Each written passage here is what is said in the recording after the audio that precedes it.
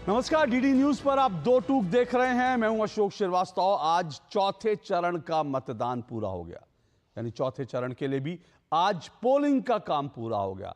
अब अंतिम 3 चरण बचे हैं, दिन के लिए मतदान होना बाकी है। तो कह सकते हैं कि जो लोकसभा चुनाव है 2024 का चुनाव, वो आधे से ज्यादा सफर जो है वो पूरा कर चुका है। इस चुनाव में हमने देखा तमाम तरह के मुद्दे उठ रहे हैं और आज तो पूरे दिन प्रधानमंत्री नरेंद्र मोदी आज वाराणसी में थे, काशी में थे, तो आज पूरे दिन काशी में उनका रोड शो चर्चा का विषय बना रहा। लेकिन इससे पहले बीते 2 दिन से प्रधानमंत्री लगातार अपने दौरे कर रहे हैं। उड़ीसा में, बिहार में उन्होंने अपना दौरा किया और तमाम तरह के जो मुद्दे विपक्ष उठा रहा है उनका जवाब भी दिया। विपक्ष भी हमलावर है, विपक्ष की तरफ से भी लगातार प्रधानमंत्री पर और बीजेपी पर, एनडीए सरकार पर प्रहार हो रहे हैं।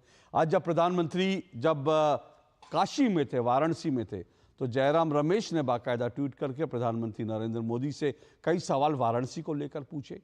ये सब कुछ तो अपनी जगह है, लेकिन भारत में चुनाव हो और पाकिस्तान की एंट्री ना हो, ऐसा हो नहीं सकता। पहले भी हमने देखा है कि पहले भी इस चुनाव में ही पाकिस्तान की एंट्री हो चुकी है और बीते 1 हफ्ते से पाकिस्तान भारत के चुनाव में लगातार चर्चा का विषय बना हुआ है। हालांकि इंटरेस्टिंग बात यह भी है, दिलचस्प बात यह भी है कि पाकिस्तान के अंदर भी भारत के चुनाव चर्चा का विषय बना हुआ है। पाकिस्तान में भी भारत में जो चुनाव चल रहा है उसको लेकर खूब चर्चा हो रही है। लेकिन पाकिस्तान में जो भारत के चुनाव की चर्चा हो रही है वो इस दृष्टि से देख रहे हैं कि भारत में किस तरह से डेमोक्रेटिक तरीके से चुनाव हो रहे हैं, किस तरह से भारत में डेवलपमेंट जो है, भारत में लगातार विकास हुआ है। प्रधानमंत्री नरेंद्र मोदी के कामकाज से पाकिस्तान के लोग बहुत अभिभूत दिख रहे हैं। लेकिन साथ साथ पाकिस्तान के नेता जो हैं, पाकिस्तान के कई नेताओं ने पिछले दिनों बयान दिए कि मोदी नहीं आना चाहिए भारत में, बाकी जो भी आए। इस बयान के भी कई तरह के मायने निकाले गए। आखिर पाकिस्तान के हुक्मरान क्यों नहीं चाहते कि प्रधानमंत्री नरेंद्र मोदी तीसरी बार वो भारत में सत्ता में वापसी करें? इस सवाल को लेकर के तमाम तरह से तमाम नेताओं के अपने अपने तर्क हैं, अपने अपने जवाब हैं। लेकिन दुख तब होता है जब पाकिस्तान की एंट्री तो होती है, लेकिन आज जो पाकिस्तान खुद जो है वो कटोरा लेकर दुनिया भर में भीख मांग रहा है। वो पाकिस्तान जहां आटे को लेकर के दंगे हो रहे हैं, हत्याएं हो रही हैं, वो पाकिस्तान जहां बिजली नहीं है, जहां पेट्रोल की कीमतें इतने हैं कि आम लोगों का दम फूल जा रहा है अपने पेट्रोल टैंक भरवाने में, उस पाकिस्तान के नाम पर भारत में कुछ नेता भारत को जब सलाह देते हैं या भारत को डराते हैं तो वास्तव में अफसोस होता है। आप समझ गए होंगे मेरा इशारा किस तरफ है। पहले हमने देखा था कि फारूक अब्दुल्ला जम्मू कश्मीर के पूर्व मुख्यमंत्री हैं, जो विपक्षी गठबंधन है उसके बड़े नेता हैं। जम्मू कश्मीर में भी आज वहां भी चुनाव हुए हैं। फारूक अब्दुल्ला ने पहले पीओके का विषय आने पर कहा कि पाकिस्तान ने चूड़ियां नहीं पहन रखी हैं, उसके पास भी परमाणु बम है। आप सोचिए कि आप पाकिस्तान से इस तरह से डरा रहे हैं। पाकिस्तान अपने बम की गीदड़ भभकी धमकियां जो है वो देता रहता था, लेकिन अब भारत इस सबसे ऊपर उठ चुका है। लेकिन उसके बावजूद फारूक अब्दुल्ला पाकिस्तान के गीदड़ भभकी जो है उसको याद दिलाना नहीं भूले और बोले कि पाकिस्तान ने चूड़ियां नहीं पहन रखी हैं, पाकिस्तान के पास भी परमाणु बम है। इसके बाद एंट्री होती है मणिशंकर अय्यर की। मणिशंकर अय्यर कहते हैं कि पाकिस्तान से हमें अच्छे से व्यवहार करना चाहिए क्योंकि पाकिस्तान के पास भी जो है परमाणु बम है, इस तरह की बात करके। तो सवाल यह है कि पाकिस्तान का जो परमाणु बम है उसका डर भारत को क्यों दिखाया जा रहा है? मोदी से हारे तो क्या इसलिए पाकिस्तान के परमाणु बम के सहारे? यह सवाल विपक्ष से जरूर पूछा जाना चाहिए। हालांकि प्रधानमंत्री नरेंद्र मोदी लगातार बीते 2 दिन से इस पूरे मसले को लेकर के जनता के बीच जा भी रहे हैं, जवाब भी दे रहे हैं और वो कह रहे हैं कि पाकिस्तान ने चूड़ियां नहीं पहनी है, लेकिन पाकिस्तान को हमें नहीं पता, उनको बाकी सब आटा और बाकी सब चीज़ों की ज़रूरत तो है, लेकिन अगर पाकिस्तान को चूड़ियों की भी ज़रूरत होगी तो वो भी दी जा सकती है। साथ साथ प्रधानमंत्री नरेंद्र मोदी ने इस बहाने से यह भी कहा कि दरअसल भारत को एक मजबूर सरकार की जरूरत नहीं जो आतंकवादियों के साथ डील करती हो, बल्कि एक मजबूत सरकार की जरूरत है। तो कुल मिलाकर कह सकते हैं कि इस चौथे चरण के मतदान के बाद अगले कुछ चरणों में भारत में एक मजबूत सरकार हो, यह मुद्दा शायद बीजेपी इसको जोर शोर से उठाए, क्योंकि अगर किसी भी तरह से एक ऐसी सरकार जिसके बारे में कुछ लोग जो हैं लगातार ये आशंकाएं जता रहे हैं कि शायद इस बार कुछ ऐसा हो कि किसी को पूर्ण बहुमत ना मिले, या फिर इंडी गठबंधन के नेता जो दावा कर रहे हैं कि हमारी सरकार आएगी तो हम प्रधानमंत्री चुन लेंगे, कोई दिक्कत नहीं है। यह भी बात आ रही है, कई नेताओं ने कहा कि भाई हम हर महीने एक नया मुख्य प्रधानमंत्री बना देंगे। इन सब चीज़ों को लेकर बीजेपी जो है ये मुद्दा जोर शोर से उठा रही है कि मजबूत सरकार या मजबूर सरकार, भारत को किसकी जरूरत है? जो पाकिस्तान के परमाणु बम से डरे, ऐसी सरकार की जरूरत है, या ऐसी सरकार की जरूरत है जिसके सर्जिकल स्ट्राइक से पाकिस्तान के नेताओं की पैर जो हैं थर थर कांपने लगे। दो टूक में आज हम इसी पर चर्चा करेंगे। इससे पहले कि आगे बढ़े, जरा आपको सुनवाता हूं फारूक अब्दुल्ला और मणिशंकर अय्यर किस तरह से भारत के लोगों को डरा रहे हैं कि पाकिस्तान के पास परमाणु बम है। सुनिए जरा। वो भी एक सॉवरेन मुल्क है और कि उनकी भी इज्जत है, और उस इज्जत को कायम रखते हुए आप उनसे जितनी कड़ी बात करना चाहते हो करो, लेकिन बात तो करो। बंदूक को लेकर आप घूम रहे हो और उससे क्या हाल मिला? कुछ नहीं। उनके एटम बॉम्ब है, हाँ हमारे पास है, लेकिन किसी पागल ने हमारे बम को लाहौर स्टेशन में फूटा तो 8 सेकंड के 8 पल के अंदर उसकी जो रेडियो एक्टिविटी है वो अमृतसर पहुंचेगी। डिफेंस में सर कह रहे हैं तो करें, हम कौन से रोकने वाले हैं? हमें तो पहुंचेंगे नहीं। ये भी याद रखे वो भी चूड़ियां पहने हुए नहीं, याद रखिए। उनके पास भी एटम बम है, याद रखिए। और अफसोस यह है कि वो एटम बम हमारे ऊपर ही गिरेगा। आज के करीब 15-20 साल पहले जब कभी भी कश्मीर की बात होती थी ना, और ये चर्चा होती थी कश्मीर को लेकर भारत को कड़े कदम उठाने चाहिए, तो इसी तरह से लोग डराते थे कि पाकिस्तान के पास परमाणु बम है, इसलिए कश्मीर को लेकर के कोई ऐसा दुस्साहसी कदम नहीं उठाइए। लेकिन हमने कश्मीर से 370-35 को हटाया, कश्मीर में तिरंगा फहराया और पाकिस्तान का कोई डर हमें नजर नहीं आया। लेकिन सवाल है कि इस वक्त ये नेता पाकिस्तान के बम का हवाला क्यों दे रहे हैं? लेकिन जैसा मैंने कहा, प्रधानमंत्री नरेंद्र मोदी इस सब का अब जोरदार तरीके से लगातार जवाब दे रहे हैं। सुनिए प्रधानमंत्री नरेंद्र मोदी इसका जवाब किस तरह से दे रहे हैं।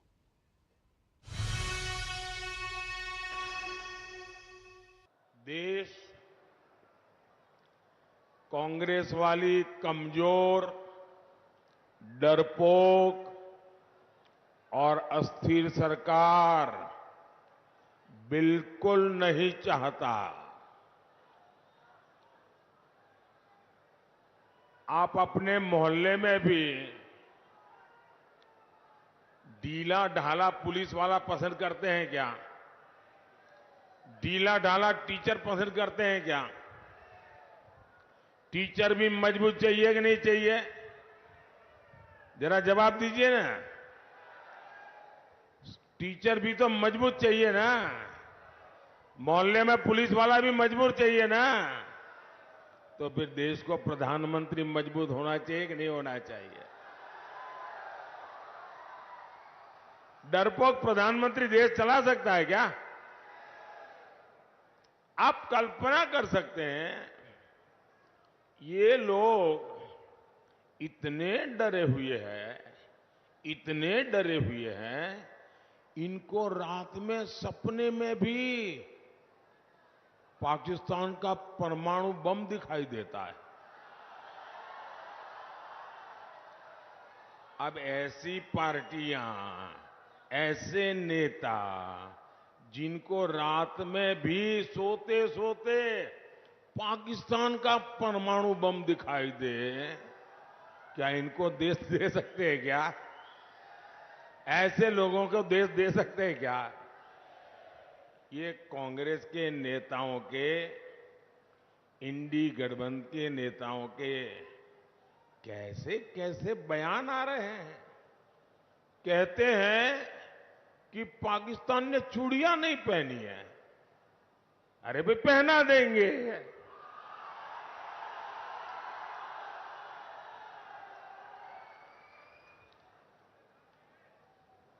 अब उनको आटा भी चाहिए,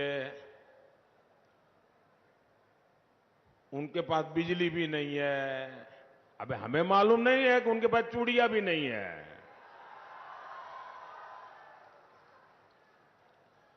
कोई मुंबई हमले में पाकिस्तान को क्लीन चिट दे रहा है, कोई सर्जिकल और एयर स्ट्राइक पर सवाल उठा रहा है। ये लेफ्ट वाले तो भारत के परमाणु हथियारों को ही खत्म करना चाहते हैं। ऐसा लगता है जैसे इंडी गठबंधन वालों ने भारत के खिलाफ ही किसी से सुपारी ले ली है। आप मुझे बताइए, ऐसे स्वार्थी लोग क्या राष्ट्र रक्षा के लिए कड़े फैसले ले सकते हैं क्या?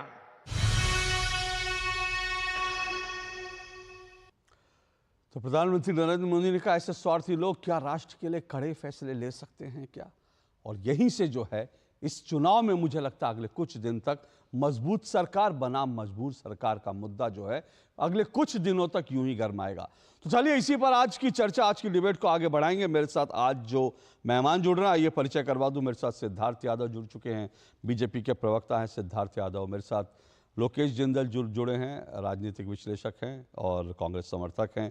विश्वजीत कुमार मेरे साथ जुड़े हुए हैं, सीपीआई के नेता हैं। और मेरे साथ स्टूडियो में मेजर जनरल संजय सोई जुड़े हुए हैं, रक्षा मामलों के एक्सपर्ट हैं।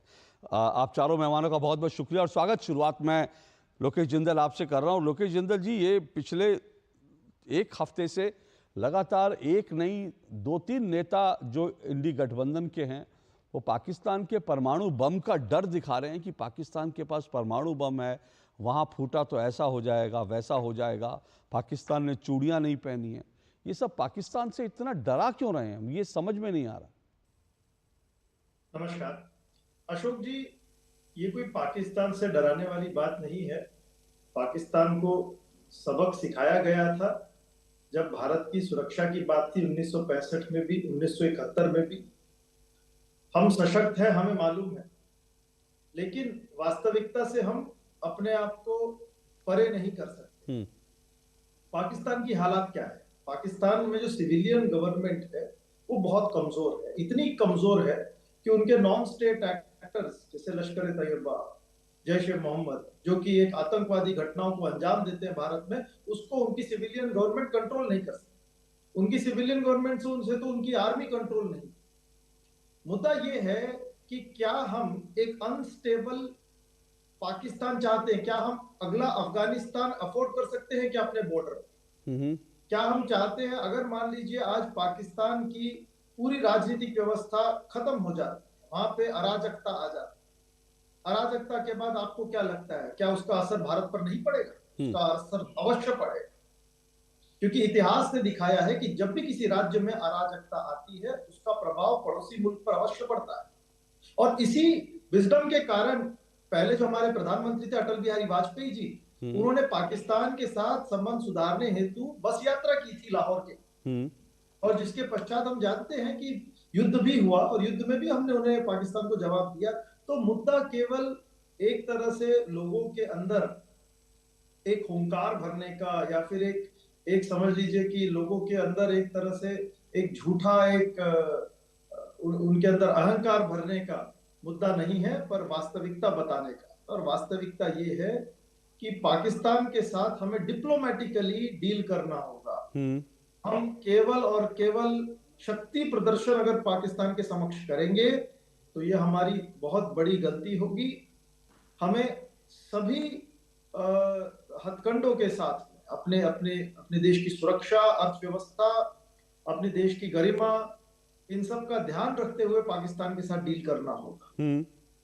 मणिशंकर अय्यर जी ने जो बयान दिया वो ये दिया है कि पाकिस्तान जो है एक सॉवरिन मुल्क है, और सॉवरिन मुल्क होने के नाते, और हमारा पड़ोसी राज्य है, और पड़ोसी राज्य होने के नाते हमें बहुत रिस्पॉन्सिबली उसके साथ डील करना होगा, उसे हल्के में नहीं लेना होगा। ये बहुत बड़ी भूल हो। नहीं, सुनिए, आप जो बात कह रहे हैं उसमें चलिए, मुझे उसमें कुछ ऐसे बिंदु हैं जिन पर इस डिबेट को आगे बढ़ाया जा सकता है, और मुझे कोई एतराज नहीं है उन बिंदुओं पर डिबेट करने में कि हमको रिस्पॉन्सिबिलिटी से के साथ पाकिस्तान से डील करना है। और उसमें यह भी बात, आपकी बात जो है, मैं चलिए स्वीकार करता हूं कि वहां पर अनस्टेबिलिटी होगी, और अगर वहां का परमाणु बम अगर नॉन स्टेट एक्टर के हाथ में हो गया तो अल्टीमेटली ये सारी चीजें ऐसी हैं जिन पर डिबेट हो सकती है, जिन पर भारत को चिंता भी करनी चाहिए। लेकिन ये मैं कह रहा हूं कि पाकिस्तान के पास बम है।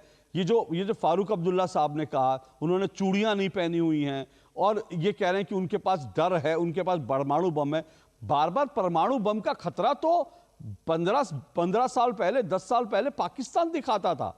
पाकिस्तान डराता था हमारे पास परमाणु बम है। अब तो मुझे याद भी नहीं कि पाकिस्तान का कोई नेता इस तरह से धमकियां देता हो, इस तरह से कहता हो कि हमारे पास परमाणु बम है। अब तो पाकिस्तान ने भी कहना छोड़ दिया और हमारे नेता हम ही को डरा रहे हैं। बात डरने की नहीं है अशोक जी। जो धनवान होता है वही चोरी से भय खाता है। आज भारत एक मजबूत राष्ट्र है, जिसकी अर्थव्यवस्था बहुत मानी हुई है, एक मैं कहूंगा सफल राज्य है। सभी पड़ोसी मुल्कों की अगर हम बात करते, केवल भारत में जो है एक तरह से लोकतंत्र जीवित है और भारत एक मिसाल के तौर पर विश्व में उभर रहा है। पाकिस्तान में इतनी ज्यादा महंगाई है, बेरोजगारी है, एक तरह से पाकिस्तान अपने वास्तविकता से जूझ रहा है। और ऐसे मुल्क के पास न्यूक्लियर वेपन का होना, उसमें अगर अराजकता ना हो, इस बात का खास ध्यान भारत को रखना हो।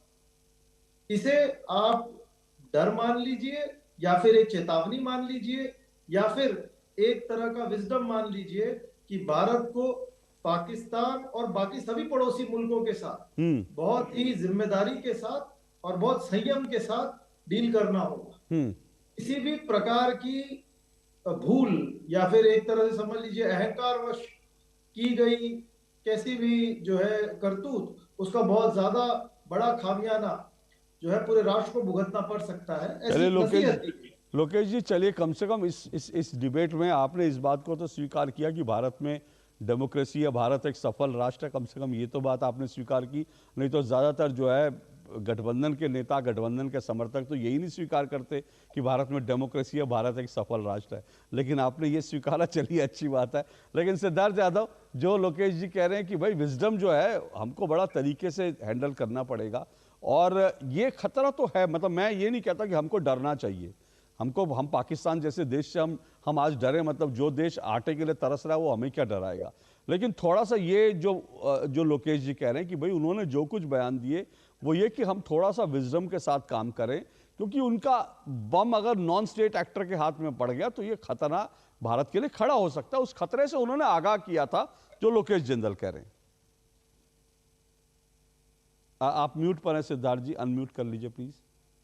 जी माफी चाहूंगा अशोक जी। अशोक जी, मुझे इस अप्रोच से ही थोड़ी सी एक तकलीफ है और मैं अपनी उस आपत्ति को दर्ज करवाना चाहता हूं। ये मान लेना कि धनवान ही चोरी से डरता है तो वो डर डर के जीता रहे, ये कहाँ की अप्रोच हुई? या उनके हाथ में, नॉन स्टेट एक्टर्स के हाथ में अगर उनका न्यूक्लियर वेपन चला गया, थ्योरेटिकली तो ठीक है, पर आप क्या करेंगे? आप खुद को थोड़ी कमजोर करेंगे, आप खुद को थोड़ी भय में रखेंगे। आप ये थोड़ी कहना शुरू कर देंगे कि पाकिस्तान में अराजकता ना हो, इसकी जिम्मेदारी भी आप उठाते हैं। और उठाइए, रोक लीजिए वहां अराजकता। क्या करेंगे?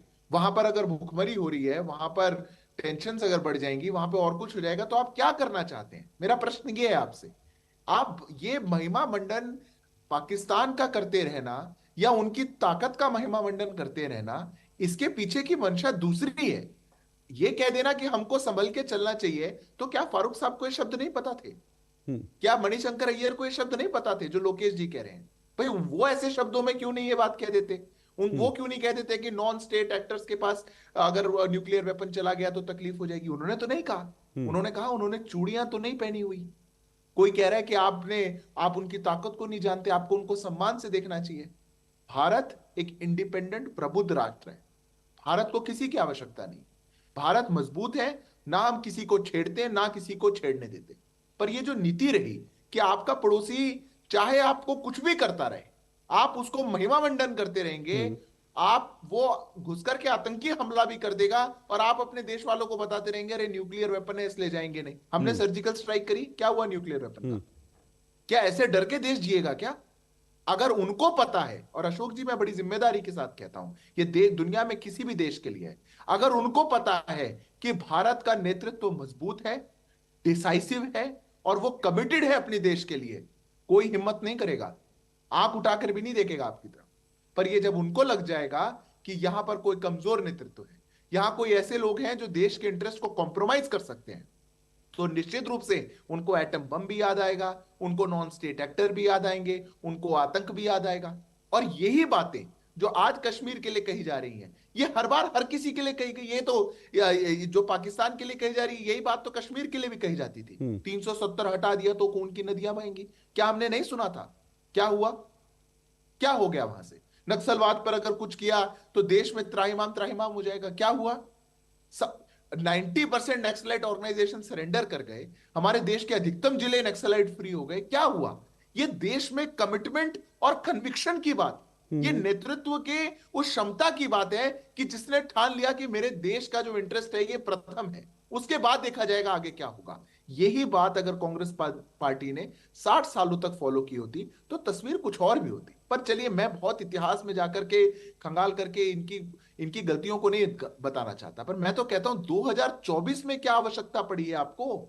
चलते चुनाव के बीच में पाकिस्तान ने चूड़ियां नहीं पहनी, ये चलते चुनाव के बीच में बताने की क्या आवश्यकता पड़ी है? क्या लगता है आपको ऐसे बयान, आपका असेसमेंट क्या, ऐसे बयान क्यों दिए गए? देखिए, मैं अशोक जी बड़ी जिम्मेदारी के साथ कहता हूं कि कुछ नेता हमारे देश में ऐसी सोच के हैं जो एक ऐसे देश में एक वर्ग को बढ़ाना चाहते हैं जो कहीं ना कहीं पाकिस्तान परस्ती के हैं, और वो उनको मैसेज देना चाहते हैं कि देखो हम पाकिस्तान के पक्ष की बात कुछ कहते हैं, या हम उनके भी कुछ बात रखते हैं, या हिंदुस्तान पाकिस्तान ऐसा कुछ हम करते हैं और पाकिस्तान का महिमा मंडन करते हैं, और वहां से उनको भारत के चुनाव में वोट चाहिए। अगर ये वोट के लिए नहीं होता तो ये चुनाव में नहीं कहा जाता। अगर ये वोट के लिए नहीं होता तो फारूक अब्दुल्ला, मणिशंकर अय्यर को याद नहीं आता। हर चुनाव से पहले मणिशंकर अय्यर जाके बैठ जाते हैं पाकिस्तान में, हर चुनाव से पहले उनको वहां की बात कहनी है। तो ये जो कमाल बातें हैं, और इनके सब नेताओं की जो जमात है पूरी, क्योंकि इनको लगता है कि भारत में शायद हम किसी एक वर्ग का वोट इस पाकिस्तान परस्ती से अपने उस प्रेम को दिखा करके बटोर सकते हैं, इसलिए ये ऐसी हरकत पर उतरते हैं। ये दुर्भाग्यपूर्ण है, भारत के किसी नेता को नहीं करना चाहिए। भारत प्रबुद्ध राष्ट्र है, हमारे सभी नेताओं को एक साथ जुड़ करके, हाथ में हाथ मिला करके एक स्वर में जवाब देना चाहिए। जिस दिन ये होने लग जाएगा, दुनिया का कोई मुल्क नहीं है जो आंख दिखा के देख पाए। वैसे यहाँ पे मैं दो बातें कहना चाहूंगा। एक तो मणिशंकर अय्यर वही नेता है जिन्होंने खुद जो है पाकिस्तान में, उनका एक वीडियो वायरल हुआ था जब पाकिस्तान गए थे, तो उन्होंने पाकिस्तान में पाकिस्तानियों के बीच ये उन्होंने बाकायदा कहा था कि हमारी मदद कीजिए मोदी को हटाने के लिए। यानी वो पाकिस्तानियों से मदद मांग रहे थे कि नरेंद्र मोदी को सत्ता से हटाने के लिए हमारी मदद कीजिए। तो इस तरह के उनका बयान भी वायरल हुआ था, जो मुझे लगता है कि सब चीज़ों को देखते हुए मणिशंकर अय्यर का ट्रैक रिकॉर्ड जो है वो हम सब जानते हैं, और ऐसे समय में मणिशंकर अय्यर अगर पाकिस्तान को लेकर कहते हैं, और फारूक अब्दुल्ला भी कहते हैं, मैं फिर कह रहा हूँ आप कुछ भी कहिए, ये दोनों के बयानों से अगर पार्टियां किनारा भी कर लें, फारूक अब्दुल्ला के बयान से तो किनारा नहीं किया जा सकता, क्योंकि फारूक अब्दुल्ला खुद अपने आप में पार्टी हैं, वो पार्टी के सर्वे सर्वा हैं सब कुछ, तो उनके बयान से तो किनारा नहीं किया जा सकता। लेकिन जब ऐसे बयान दिए जाते हैं तो फिर सवाल उठने लाजमी है कि आखिर ये पाकिस्तान परस्ती जो है भारत के चुनाव में क्यों हो रही है। लेकिन विश्वजीत कुमार जी, ये बड़ी इंटरेस्टिंग बात है कि एक तरफ जो है लेफ्ट पार्टियां जो हैं वो कहती हैं कि भारत जो है परमाणु जो है वो शक्ति संपन्न देश नहीं होना चाहिए, भारत को परमाणु बम रखने की ज़रूरत नहीं है। दूसरी तरफ हमें पाकिस्तान के परमाणु बम से डराया जाता है। तो मैं सबसे पहले ये जानना चाहता हूँ, आखिर लेफ्ट की पॉलिसी क्या है? भारत अगर परमाणु शक्ति संपन्न देश है तो उससे लेफ्ट को दिक्कत क्या है? देखिए, सबसे पहले तो अगर आप लेफ्ट की बात करेंगे तो लेफ्ट कहता है कि पूरे दुनिया के अंदर में परमाणु बम की जरूरत वो क्या है, पूरे दुनिया के लिए। आप म्यूट हो गए विश्वजीत जी। नहीं विश्वजीत जी, आपका संपर्क टूट गया। आप कोशिश कीजिए फिर से आप जुड़ पाए। जी जी विश्वजीत जी बोलिए। विश्वजीत जी दिख रहे थे, आप अपने आप को अनम्यूट करके जरा विश्वजीत जी बोलिए एक बार फिर से। हाँ, आवाज मिल रही है हमारी? जी जी आ रही है बोलिए। तो हमारी जो पॉलिसी है, हमारी जो सोच है, वो है कि पूरे दुनिया में शांति हो, पूरे दुनिया में एकजुटता हो। और ये केवल हमारा लेफ्ट का सोच, आज का सोच ये नहीं है। ये अगर देखा जाए तो हिंदुस्तान के अंदर में जो हिंदुस्तान का दर्शन है अपने देश का, यह भी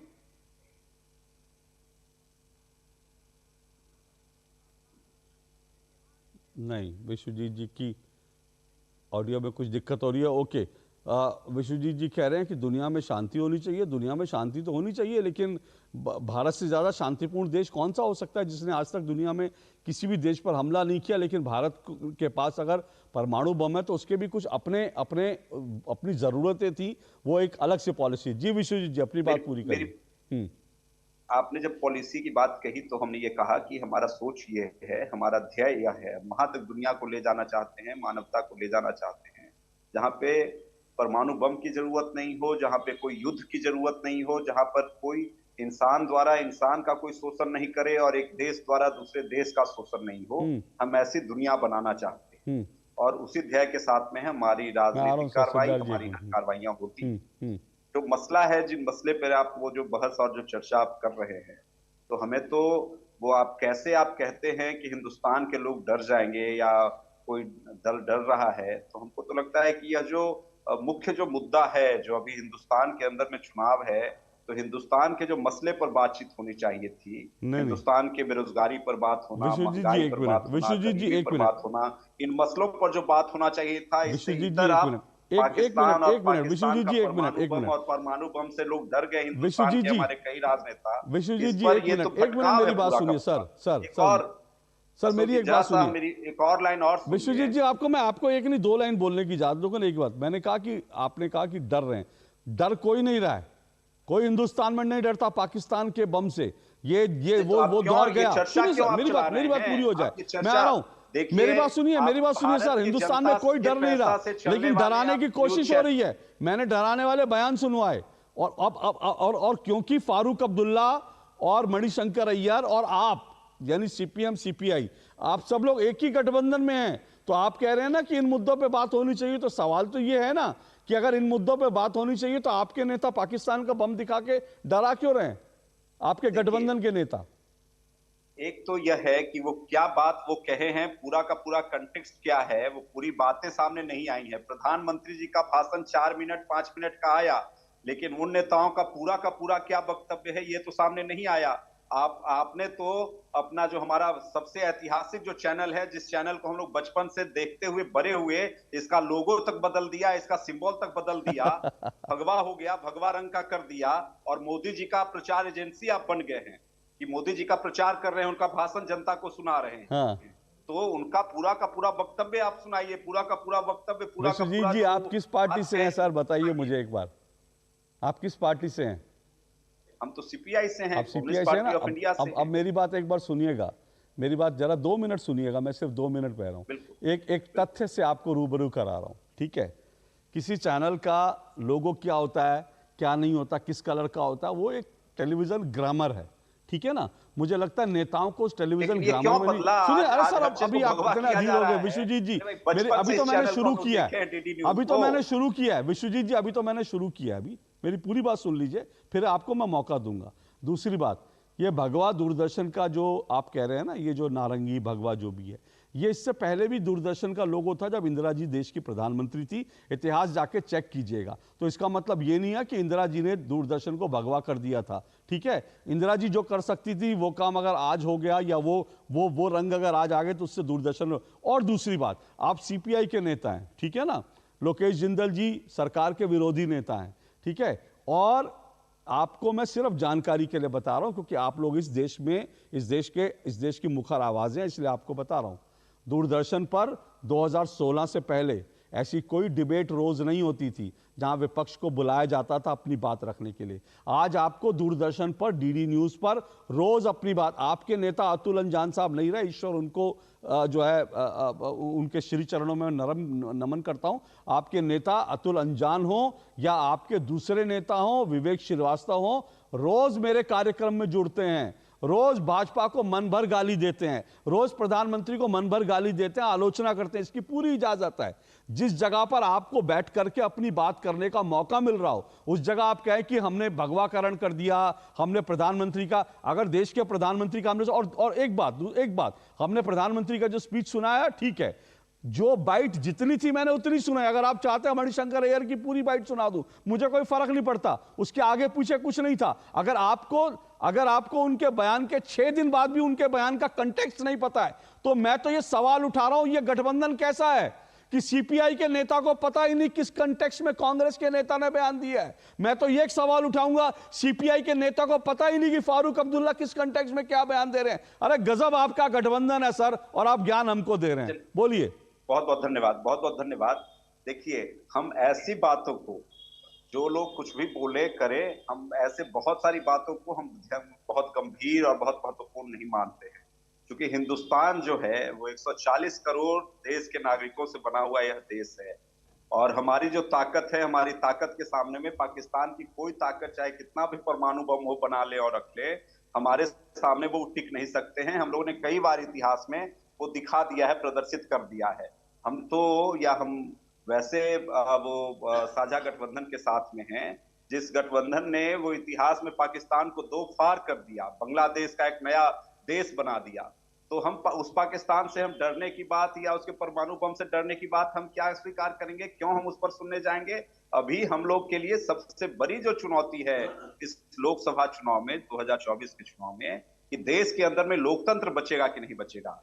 आपने कहा कि आपके चैनल पर आप प्रतिपक्ष को बुलाते हैं, विरोधी दल को बुलाते हैं और सुनते हैं, तो ये आपके को अभिनंदन हम करते हैं, ये होना ही चाहिए। डेमोक्रेसी है, आप सार्वजनिक चैनल हैं, जनता के पैसे से चलने वाले आप चैनल हैं, तो यह तो होना ही चाहिए कि भाई सभी दल को बुलाया जाए, सबकी राय ली जाए, रखी जाए। तो लेकिन सबसे जो अहम मसला है वो अपना देश है, कि अपने देश के अंदर में जनता कितनी मजबूत होती है, देश के नागरिक कितने मजबूत होते हैं, वो अपने देश के साथ में कितना रिलेट कर पाते हैं। ओके विश्वजीत जी, वो देश के साथ में जुड़ेंगे, उतना देश मजबूत होगा और देश की ताकत। विश्वजीत जी, 2 बातें। आप आज पहली बार मेरे कार्यक्रम में जुड़े हैं और मैं आपसे ये भी वादा करता हूं आपको मैं लगातार जोड़ूंगा, और आप जितने मुद्दे उठाना चाहते हैं, क्योंकि मुझे लगता है कि मुझे लगता है कि दूरदर्शन में इतनी आज़ादी है कि सरकार विरोधी लोग भी आएं और अपनी बात रखें। तो ये मैं आपसे इस दूरदर्शन पर बैठ के प्रॉमिस कर रहा हूं, आप रेगुलर जुड़ें, रेगुलर अपनी बात उठाएं, सरकार की आलोचना करें, बेरोजगारी पर उठाएं, डेमोक्रेसी पर उठाएं। और डेमोक्रेसी है इस देश में, तभी आज आप मेरे कार्यक्रम में, जिसको कभी उस दूरदर्शन में जिसको कभी इंदिरा दर्शन या राजीव दर्शन नाम दिया गया था, आज वहां बैठकर आप प्रधानमंत्री नरेंद्र मोदी की आलोचना कर पा रहे। एक बात। दूसरी बात, मैं संक्षेप में, मुझे एक छोटा सा ब्रेक लेना है, मेरे सिर्फ एक सवाल का जवाब, फिर मैं डिबेट को आगे बढ़ाऊंगा। मैं ये जानना चाहता हूं, आपने जो अपने आदर्श बताए वो ठीक है, वो हर कोई चाहता है। मुझे नहीं लगता कि यहाँ पे जितने पैनलिस्ट हैं उनमें से कोई भी चाहता होगा कि दुनिया में युद्ध हो, हर कोई चाहता है कि दुनिया शांति से रहे। लेकिन मैं ये पूछ रहा हूं, क्या मोटे तौर पर, क्योंकि आपके घोषणा पत्र को लेकर सवाल उठे, क्या मोटे तौर पर आप लोग ये चाहते हैं कि भारत परमाणु बम रखे या ना रखे? आज के संदर्भ में, आज दुनिया जैसी है, आज दुनिया जिस तरह की है, उसके संदर्भ में मैं आपसे सीधा सवाल पूछ रहा हूं 30 सेकंड में, क्योंकि 30 सेकंड बाद मुझे ब्रेक लेना है, फिर मैं इस डिबेट को आगे बढ़ाऊंगा। अरे भाई, दुनिया जैसी है वैसा तो हमको बनना पड़ेगा ना, हम उसके विरोधी हम नहीं है। जब दुनिया में परमाणु बम का जब होड़ लग रहा हो और वो उस तरह का वो स्थिति बन रहा हो, अशांति का बन रहा हो, तो हमको तो अपनी सामरिक शक्ति भी रखनी ही होगी कि हम उनका जब जरूरत पड़े तो हम वो उनकी आवाज में हम बात कर सके। यानी तो आज इसमें कहीं कोई हमें यानी आज आपको लगता है कि भारत के पास आज के संदर्भ में परमाणु बम होना चाहिए, ठीक है ना? आज के संदर्भ पहले हम लोग भाई वो रखे हैं, बनाए हैं, वो हुआ है हमारे पास में, होना चाहिए। हाँ ठीक है, मैं एक छोटा सा ब्रेक लेता हूं, पर सवाल है कि आपकी सीपीएम की जो घोषणा पत्र है उसमें इसके विपरीत बात है। तो सवाल यह है कि इंडिया अलायंस का पूरा इस पर क्या मत है, यह भी मुझे लगता है कि एक बड़ा सवाल है। आऊंगा इस पर, लेकिन इस छोटे से ब्रेक के बाद इस डिबेट को आगे बढ़ाऊंगा।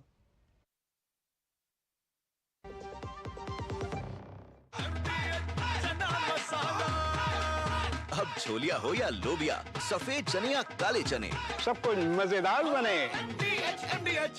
किसानों को जारी रहेगी 6,000 रुपए की सम्मान निधि।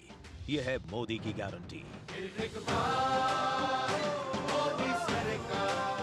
मेरे पापा का लाखों का हेल्थ इंश्योरेंस क्लेम पूरा रिजेक्ट हो गया। फिर मुझे पॉलिसी बाजार के क्लेम समाधान दिवस के बारे में पता लगा, जिसमें हेल्थ इंश्योरेंस कंपनी ने क्लेम रिव्यू करके अप्रूव कर दिया और क्लेम का सारा पैसा हमारे अकाउंट में आ गया। पॉलिसी बाजार पे 1 करोड़ का हेल्थ इंश्योरेंस सिर्फ 390 रुपए महीने से शुरू। तेरी होने वाली मदर इन लॉ कुछ ज्यादा ही ट्रेडिशनल है। ट्रेडिशनल लोग ज्यादा इमोशनल होते हैं। तो भाई साहब अब कोई किसी की लाइफ में आग नहीं लगा पाएगा। समर कूल, जो हर दिल करे कबूल। तुम्हें पता है इन्वेस्टर्स के लिए एक इन्वेस्टर प्रोटेक्शन फंड होता है IPF, लेकिन अगर तुम्हारा ट्रेड एक्सचेंज पर एग्जीक्यूट नहीं हुआ या फिर कोई गारंटीड रिटर्न्स वाली स्कीम है तो ये IPF आपकी मदद नहीं कर सकता है।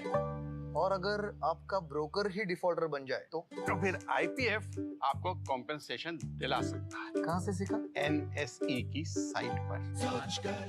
समझकर इन्वेस्ट कर। काफी टैलेंटेड है आपकी बेटी। सर बड़ी होकर इंडिया के लिए खेलना चाहती है। उसके फ्यूचर के लिए अभी से मैंने सेविंग भी स्टार्ट कर दी है। फ्यूचर की बात है तो सिर्फ उसे नहीं, आपको भी मैदान में उतरना पड़ेगा। मुझे? इनका मतलब है म्यूचुअल फंड्स के मैदान में। सिर्फ सेविंग्स नहीं, हर महीने म्यूचुअल फंड्स में भी इन्वेस्ट कीजिए। वरना आपकी बेटी तो बड़ी होगी, पर उसके लिए सेव किए हुए पैसे शायद उतने ही रह जाएंगे। सही है सर। म्यूचुअल फंड निवेश बाजार जोखिमों के अधीन है। योजना से जुड़े सभी दस्तावेजों को ध्यान से पढ़ें। जीरा से प्यास बुझाए, डाइजेशन के लिए मस्त, शरीर में नमक पानी का बैलेंस बनाए। सिप सिप जीरा सिप जीरा सिप इंग्लिश का जर्नी और जीरा सिप जीरा सिप जीरा सिप। बहाना नंबर 11, नींद पूरी करने का डे। बहाना नंबर 28, ट्रिप पर जाने का day. 39, binge watch all seasons. 65, घर की सफाई का डे। एक वोट ना डालने से क्या होगा? और सबसे बड़ा बहाना, isn't it a holiday today? Holiday? 101 बहाने हैं वोट ना डालने के, पर इस चुनाव के पर्व में एक ही रीजन काफी है वोट डालने का। वो है हमारी रिस्पॉन्सिबिलिटी, देश और हमारे फ्यूचर के लिए।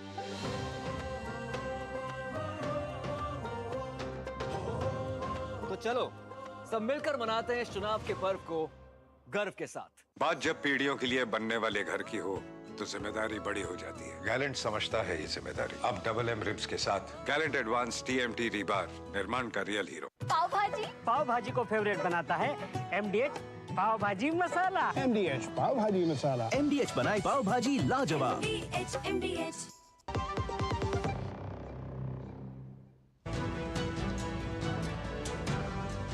दो टूक आप देख रहे हैं और दो टूक हम चर्चा कर रहे हैं जिस तरह से पाकिस्तान के परमाणु बम की इस चुनाव में एंट्री हुई है और उसको लेकर प्रधानमंत्री नरेंद्र मोदी भी अब लगातार जो है इंडिया अलायंस पर, विपक्ष पर लगातार प्रहार कर रहे हैं। और ये एंट्री दरअसल सबसे पहले फारूक अब्दुल्ला ने बयान दिया था कि पाकिस्तान ने चूड़ियां नहीं पहनी, उसके पास परमाणु बम है। दूसरी तरफ हमने देखा कि एक बार फिर मणिशंकर अय्यर अवतरित हुए और उन्होंने कहा कि पाकिस्तान से इज्जत से पेश होना चाहिए, हम लोग बंदूक लेकर घूम रहे हैं, उसको इज्जत देनी चाहिए, उसके पास भी परमाणु बम है। और प्रधानमंत्री नरेंद्र मोदी ने उस पर पलटवार करते हुए साफ तौर पर कहा कि ये लोग जो हैं देश को कमजोर करना चाहते हैं और भारत को एक मजबूत सरकार की जरूरत है। तो मजबूत सरकार या मजबूर सरकार, ये भी जो है चुनाव में कुल मिलाकर एक मुद्दा बनता जा रहा है। इसी पर हम चर्चा कर रहे हैं। मेरे साथ 4 मेहमान जुड़े हैं। सिद्धार्थ यादव बीजेपी से जुड़े हुए हैं, लोकेश जिंदल राजनीतिक विश्लेषक कांग्रेस समर्थक है, विश्वजीत कुमार CPI के नेता है, मेजर जनरल संजय सोए हैं अवकाश प्राप्त रक्षा मामलों के विशेषज्ञ हैं। इससे पहले सिद्धार्थ यादव आप कुछ कहना चाहते थे, मैं आपके पास आऊँगा। एक बार जरा मैं मेजर जनरल साहब को इस डिबेट में ले लूँ, लेकिन यहाँ पर एक बात मैं याद दिला दूँ। देखिए ये गठबंधन को, और इसका जवाब मैं लूँगा विश्वजीत जी से और लोकेश जी से लूँगा, ये किस तरह का गठबंधन है। आप देखिए कि भारत परमाणु शक्ति संपन्न देश होना चाहिए, नहीं होना चाहिए, इसको लेकर CPI जो है वो कहती है कि बिल्कुल होना चाहिए। विश्वजीत जी ने कहा कि आज की तारीख में जो दुनिया की सिचुएशन है, जो रणनीतिक सिचुएशन है, उसमें भारत के पास परमाणु बम होना चाहिए। लेकिन CPM कहती है कि भारत के परमाणु बमों को समुद्र में डुबो देना चाहिए, भारत को परमाणु बम रखने की जरूरत नहीं है। तो दो पार्टियां जो लेफ्ट विचारधारा की दो पार्टियां हैं, उन्हीं में एका नहीं है। फिर पूरा इंडी गठबंधन में क्या है वो आप समझ सकते हैं कि किस तरह का विरोधाभास है। लेकिन जनरल साहब, ये इस पूरे मसले पर आपको लगता है कि ये इंपॉर्टेंट इशू है जिस पर देश में अभी, क्योंकि CPM का चुनाव घोषणा पत्र पहले आ गया था लेकिन उस पर ज्यादा चर्चा हुई नहीं, लेकिन ये बड़ी खतरनाक बात है कहना कि भारत के परमाणु बम को खत्म कर देना चाहिए, और अब एक तरफ दूसरे नेता पाकिस्तान के परमाणु बम का डर दिखा रहे हैं। नहीं, बिल्कुल अशोक जी, मैं कई बार यहाँ पे कंफ्यूज हो रहा हूँ कि कहना क्या चाह रहे हैं। ये जो इससे बात आती है कि वो कहना क्या चाह रहे हैं। देखिए, एक सैनिक होने के नाते मैं तो ये कहूंगा कि ताकत होनी चाहिए, और ताकत है तभी दूसरे लोग आपकी बात सुनेंगे, तभी आप शांति बरकरार रख सकते हैं, तभी आप डिप्लोमेसी ठीक से कर सकते हैं, तभी दूसरे लोग आपकी इज्जत करेंगे। अगर आपके अंदर ताकत नहीं है, हिम्मत नहीं है, कुछ नहीं है, कमजोर है, तो हर आदमी आपके ऊपर चढ़ के आ जाएगा, भैया देख लो क्या है। हम 62 का देख रहे हैं एग्जाम्पल कि 62 में क्या हुआ हमारे साथ, क्योंकि तब सेनाएं कमजोर थे नहीं, हमारे पास इक्विपमेंट सामान नहीं था। आज जब हमारे एक तरफ पाकिस्तान न्यूक्लियर पावर है, एक तरफ चाइना न्यूक्लियर पावर है, पाकिस्तान के पास तकरीबन 170 न्यूक्लियर वॉरहेड है और चाइना के पास तकरीबन अभी अमेरिका की लेटेस्ट रिपोर्ट है 500 के लगभग वॉरहेड है, और वो लगातार बढ़ाता जा रहा है। जब ये हमारे दो पड़ोसी देश जिनके साथ हमारे संबंध खराब है और वहां पर न्यूक्लियर पावर है और हम क्या न्यूक्लियर पावर हम खत्म कर दें, मतलब क्या मतलब आज जो यही तो न्यूक्लियर पावर भारत की पॉलिसी से मैं सहमत हूं कि हम आक्रामक नहीं है, और न्यूक्लियर पॉलिसी भी यही है कि हमारा नो फर्स्ट स्ट्राइक, हम पहले हमला नहीं करेंगे। लेकिन हमारे अंदर वो ताकत होनी चाहिए कि दूसरा अगर हमला करे तो उसको पता चल जाए कि उसका सफाया हो जाएगा। अगर पाकिस्तान एक बम डालता है तो ये बात निश्चित है कि पूरे पाकिस्तान का सफाया हो जाएगा, इतनी भारत के अंदर ताकत है। तो ये ताकत जब होगी तभी दूसरा देश एक बार हमला करने से पहले सोचेगा कि मैं करूं या क्या ना करूं। और यहाँ पे जो दूसरी बात आ रही है कि परमाणु बम है वो कर सकते हैं, उन्होंने चूड़ियाँ नहीं पहनी, एक सैनिक होने के नाते मुझे बड़ा दुख होता है, बड़ा अफसोस होता है अगर इस तरह के बयान आते हैं। तैयार है पूरी सेना हमारी हर तरह सीमाओं पर, चाहे पाकिस्तान छोटा है बड़ा है, इस चीज को सेनाएं कभी लाइटली नहीं लेती हैं। पूरे हमारी सीमाओं पर 12 साल सर्दियां हो, गर्मियां हो, बरसात हो, चौकसी पे रहते हैं, अलर्ट हैं, चाहे इन्फिल्ट्रेशन की कोशिश कर रहे हैं पाकिस्तान। और पाकिस्तान से बात क्यों करें हम? अगर शांति की बात करते तो हम बात करेंगे। एक तरफ से वो इन्फिल्ट्रेशन कर रहा है, एक तरफ से उसको कश्मीर की शांति। लेकिन जनरल साहब एक बात जो है ना कि पाकिस्तान के परमाणु हथियार जो हैं वो किसी नॉन स्टेट एक्टर के हाथ, ये खतरा क्या आप भारत के सामने रहता है हमेशा ना? नहीं, तो यही कारण है, अगर किसी के पास भी आए, पहली बात तो मेरे हिसाब से वहाँ पर जो अमेरिका और बाकी भी देश हैं, सभी देशों को इस बात की बड़ी चिंता है और पूरी तरह से निगाह रखे हुए इस चीज़ पर कि उनका जो सुरक्षा तंत्र किस प्रकार से, न्यूक्लियर की सेफ्टी किस प्रकार से है, ताकि वो किसी तरह से भी वो नॉन स्टेट प्लेयर्स के हाथ में ना लग जाए, क्योंकि इनके हाथ में लग गए तो पूरी दुनिया की ह्यूमैनिटी के लिए खतरा है। चाहे वो कोई भी देश हो, यूरोप हो, अमेरिका हो, भारत हो, चाइना हो, किसी भी उसके लिए बहुत बड़ा खतरा पैदा हो सकता है, जो दुनिया में यही कारण है कि पूरी तरह से निगाह रखी जा रही है, इसको किसी प्रकार से भी उनके हाथ में नहीं पड़े। मुझे तो ये लगता है कि भारत के पास परमाणु बम है, इसीलिए पाकिस्तान के नॉन स्टेट एक्टर भी दुस्साहस नहीं करते कि पाकिस्तान के परमाणु बम को लेकर वो कुछ दुस्साहस कदम उठाने की सोचे, क्योंकि उनको पता है कि अगर भारत ने हरकत करी तो न पूरा पाकिस्तान जो है नक्शे से खत्म हो जाएगा। इसीलिए चाहे वो स्टेट एक्टर हो, नॉन स्टेट एक्टर हो, किसी की औकात नहीं है आज भारत को इस तरह से आंख उठा के देखने की,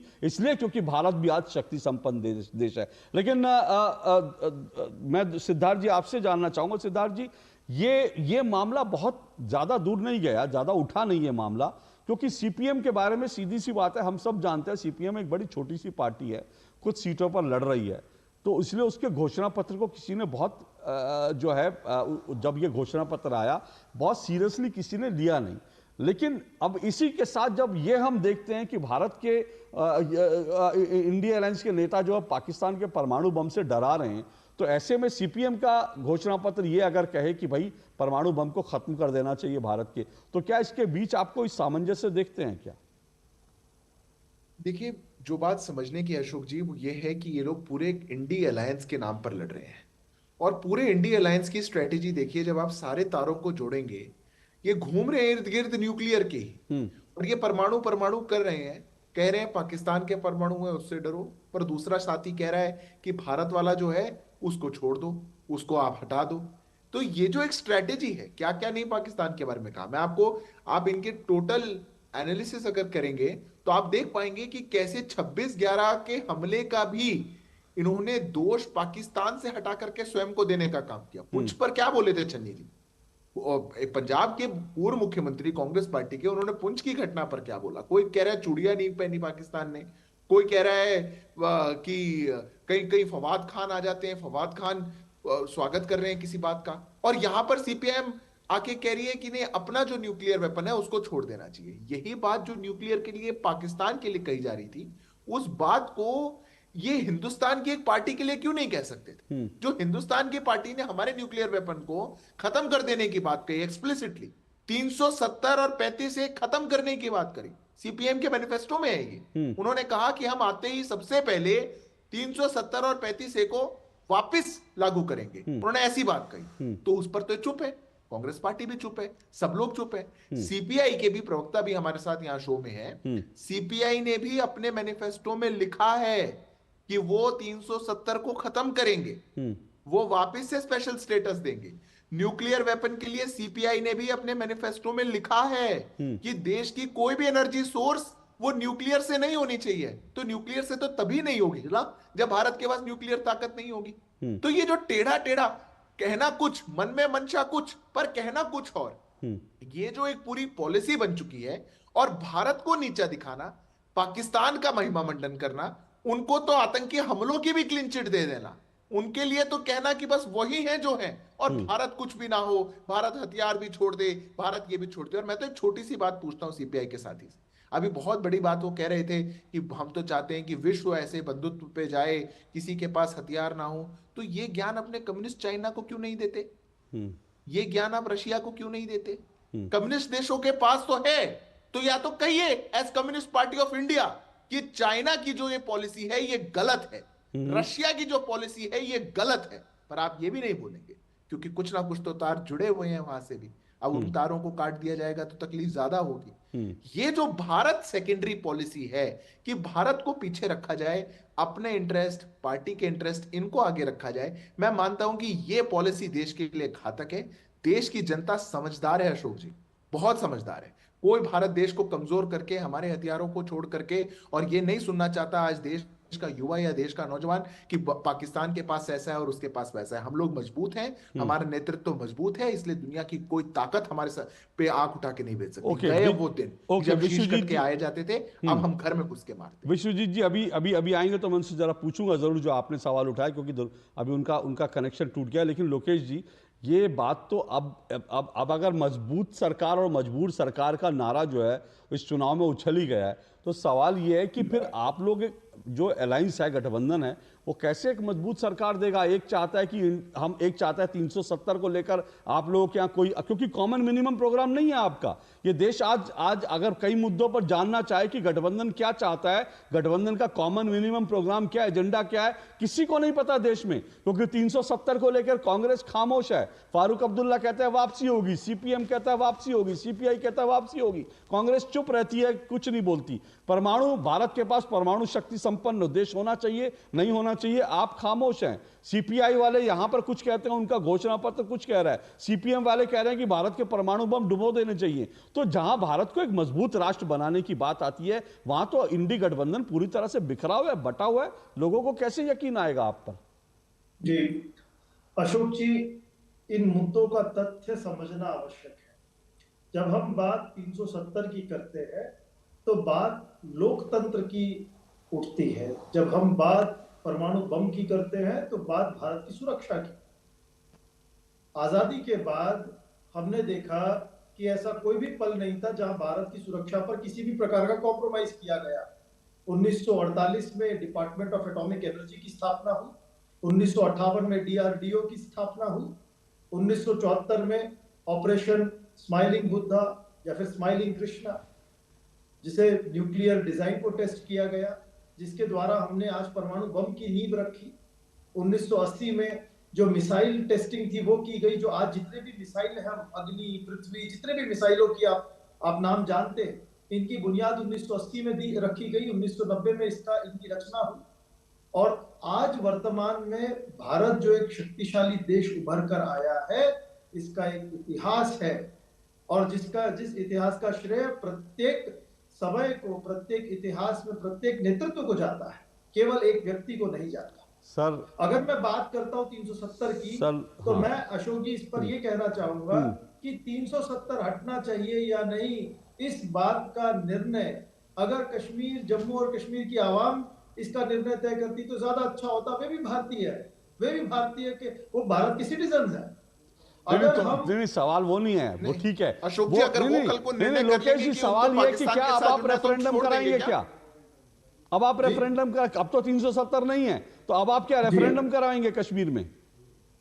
देखिए अशोक जी, मुद्दा रेफरेंडम का नहीं, मुद्दा ये है कि क्या वहां लोकतंत्र स्थापित हुआ। आज पोलिंग आउटकम कितना हुआ श्रीनगर? अरे सर पोलिंग आउटकम जब 370 था ना, तब भी कश्मीर घाटी के अंदर, कश्मीर शहर के अंदर 6% पोलिंग होती थी जब 370 था, और पोल बॉयकॉट के नारे लगते थे। मैं अभी पिछले हफ्ते कश्मीर से लौटा हूं, एक जगह वहां पोल बॉयकॉट का नारा नहीं है। लोग वहां रात को 12 बजे जो है कैफे में जाके चाय पी रहे हैं। तो वो जो आजादी उनको मिली है, उस आजादी को एंजॉय कर रहे हैं। सवाल ये नहीं है, सवाल ये कि आप कह रहे हैं आप, और इस वक्त मैं ये भी आपको बता दूं, मैंने अपने कार्यक्रम में बार मैंने नेशनल कॉन्फ्रेंस से पूछा, इस वक्त नेशनल कॉन्फ्रेंस भी पब्लिकली हिम्मत नहीं जुटा पा रही ये कहने की कि वो चुनाव में 370 को इश्यू बना ले। नेशनल कॉन्फ्रेंस की हिम्मत नहीं पड़ रही। मैं सिर्फ ये पूछ रहा हूं, इस मुद्दे पर आप लोगों का कुछ अलायंस है, कोई गठबंधन है कि आप लोगों ने सब कुछ छोड़ दिया कि जैसे प्रधानमंत्री चुनेंगे सोमवार को एक प्रधानमंत्री, मंगलवार को एक प्रधानमंत्री, तो उसी तरह से सोमवार को भारत परमाणु संपन्न देश होगा और मंगलवार को जो भारत के परमाणु बम डुबा दिए जाएंगे, बुधवार को फिर परमाणु बम बना लेंगे, बृहस्पतिवार को फिर डुबा देंगे क्योंकि सीपीएम ने कहा। तो कोई एक पॉलिसी है कि नहीं, मैं ये जानना चाहता हूं। अशोक जी, पॉलिसी अवश्य है। अगर पॉलिसी ना होती तो 1947 से लेकर अब तक भारत एक सफल लोकतंत्र की तरह एक परमाणु सर लोकेश जी बड़ी इज्जत से आपसे, लोकेश जी बड़ी इज्जत से कह रहा हूं, आपने जो पिछले इतिहास की बात कर रहे हैं, उस वक्त कांग्रेस अकेले अपने दम पर सरकार बनाती थी।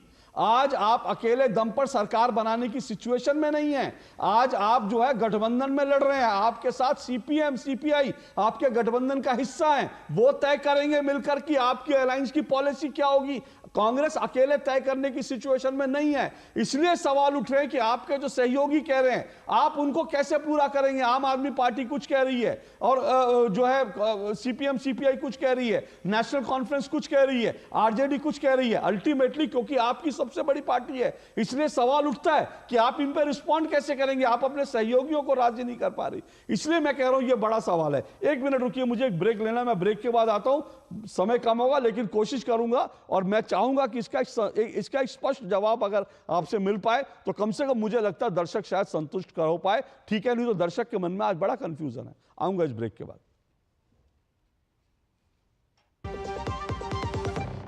MDH का किचन किंग किचन में हो तो हम सब कुछ बना सकते हैं। बैंगन का भरता, आलू गोभी, भिंडी मसाला और भी बहुत कुछ। MDH 3 करोड़ बहनों को लखपति दीदी बनाएंगे, ये है मोदी की गारंटी।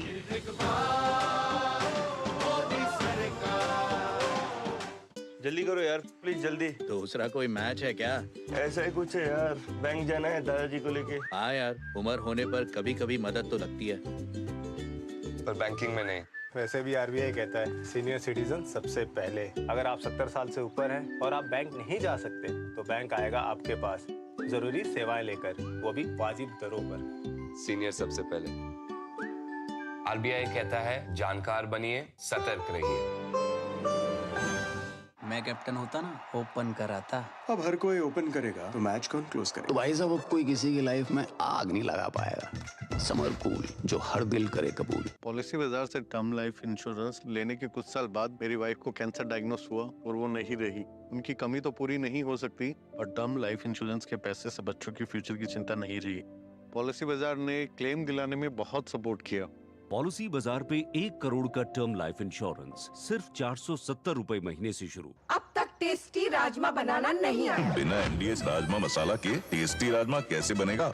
MDH राजमा मसाला। क्या स्वादिष्ट राजमा बनाए। MDH। बात जब पीढ़ियों के लिए बनने वाले घर की हो तो जिम्मेदारी बड़ी हो जाती है। गैलेंट समझता है ये जिम्मेदारी। अब डबल M रिब्स के साथ गैलेंट एडवांस TMT रीबार, निर्माण का रियल हीरो। सर, आप किस एज में रिटायर हुए थे? 39। सोच रहा था काश मेरी भी रिटायर्ड लाइफ आप जैसी हो। उसके लिए मैदान में उतरना पड़ेगा। उतरूंगा ना सर। अरे भाई यहाँ नहीं, म्यूचुअल फंड्स के मैदान में। Mutual funds? हर महीने इन्वेस्ट करो, फ्यूचर की तैयारी करो। करोड़ों लोग इन्वेस्ट कर रहे हैं और देश के साथ आगे बढ़ रहे हैं। सही है सर। तो आ जाओ मैदान में। म्यूचुअल फंड निवेश बाजार जोखिमों के अधीन है। योजना से जुड़े सभी दस्तावेजों को ध्यान से पढ़ें। आपकी सुरक्षा है हमारे लिए बहुमूल्य, इसलिए जब भी लें एलपीजी सिलेंडर जरूर कराएं प्री डिलीवरी जांच। आपकी सुरक्षा को और बेहतर सुनिश्चित करने के लिए हर घर में हो रही है रसोई गैस उपकरणों की सुरक्षा जांच। अगर सुरक्षा होस खराब हो तो तुरंत बदलवाएं। आपातकालीन स्थिति में कॉल करें 1906। स्वच्छ ईंधन का वादा, सुरक्षित रसोई का इरादा। तुम्हें पता है इन्वेस्टर्स के लिए एक इन्वेस्टर प्रोटेक्शन फंड होता है IPF, लेकिन अगर तुम्हारा ट्रेड एक्सचेंज पर एग्जीक्यूट नहीं हुआ या फिर कोई गारंटीड रिटर्न्स वाली स्कीम है तो ये IPF आपकी मदद नहीं कर सकता है। और अगर आपका ब्रोकर ही डिफॉल्टर बन जाए तो फिर IPF आपको कॉम्पेंसेशन दिला सकता है। कहाँ से सीखा? NSE की साइट पर।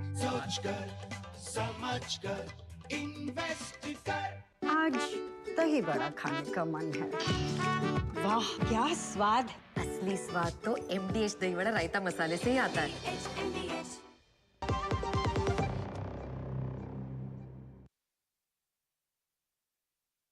रिस्पॉन्ड कीजिए जल्दी से। अशोक जी, लोकतंत्र का अर्थ ही सर्वसम्मति। मुझे याद है चुनाव के पहले हर जगह बोला जाता था कि ये गठबंधन तो बनेगा ही नहीं, ये गठबंधन टूट जाएगा। लेकिन गठबंधन बना, सर्वसम्मति हुई, चुनाव हो रहे हैं। ओके। उसी प्रकार चुनाव के पश्चात सर्वसम्मति होगी। ओके ओके, लोकतांत्रिक तरीके से। ओके सर, ओके सिद्धार्थ जी 30 सेकंड है। हाँ 30 सेकंड जी सिद्धार्थ जी। ये अशोक जी, इसका कीवर्ड जो अभी लोकेश जी ने कहा वो था कि सर्वसम्मति है। इनकी सर्वसम्मति है एक दूसरों की बातों में। ये गठबंधन मजबूती का नहीं है, ये तो मजबूरी का है। और मजबूरी के गठबंधन से ये देश को मजबूरी में डालने की जो कोशिश कर रहे हैं उसको देश की जनता नहीं स्वीकार करेगी। या तो स्टैंड क्लियर करिए और नहीं तो देश की जनता आपको ओके। जनरल साहब 30 सेकंड, क्या आपको लगता है राष्ट्रीय मुद्दों पर पॉलिटिकल पार्टी को स्टैंड क्लियर करना चाहिए? नहीं, बिल्कुल मेरे हिसाब से तो यह है कि देश हित सबसे पहले हो, सब इकट्ठे हो। आज जिस प्रकार से हमारी तरक्की हो रही है, आसपास के लोगों को काफ़ी ईर्ष्या हो रही है, काफ़ी जलन हो रही है और कहीं ना कहीं कुछ गड़बड़ करने की कोशिश करेंगे। इस समय में आपके चैनल के थ्रू यही कहना चाहूँगा कि जरूरत है इकट्ठे हो, मुट्ठी बंद हो, वही ताकत है। ताकतवर हो तभी इज्जत मिलेगी। ओके चलिए, लेकिन लोकतंत्र में इकट्ठे तो सब होते नहीं, क्योंकि चुनाव है तो वैसे भी नहीं होते। लेकिन मुद्दे जो हैं हर पॉलिटिकल पार्टी के सामने हैं और मुझे लगता है लोगों को ये सोच समझना चाहिए कि वो किस तरह की सरकार चाहते हैं और किस तरह के मुद्दे जो है इंपॉर्टेंट है, ये तय करना जनता का काम है। आज के लिए इतना ही। बहुत बहुत शुक्रिया मेरे सभी मेहमानों का। दो टूक में कल आपसे फिर मुलाकात होगी। फिलहाल इजाज़त दीजिए। नमस्कार।